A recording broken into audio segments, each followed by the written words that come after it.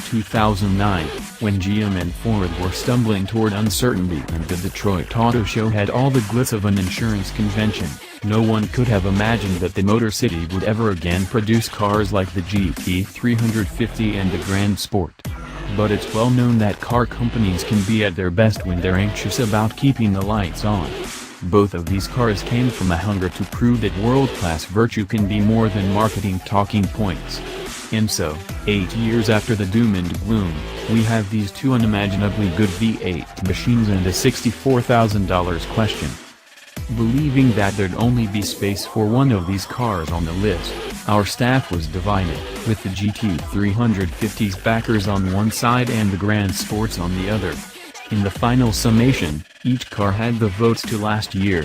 The Corvette missed the 10 best cut after the C7's 2-year run.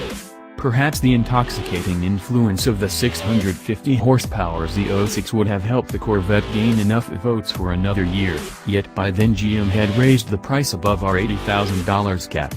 Enter the Grand Sport, which mates the regular Corvette powertrain to the chassis of the mighty Z06 while avoiding a major price increase.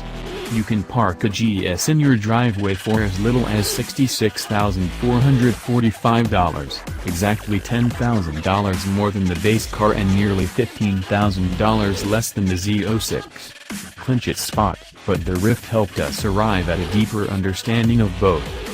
The GT350 also found its spot on our 10 best roster because it is a transcendent machine that looks like a Mustang.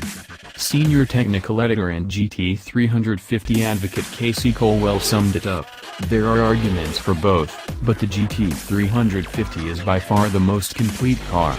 I drove the Grand Sport and the GT350 back-to-back twice to come to that conclusion.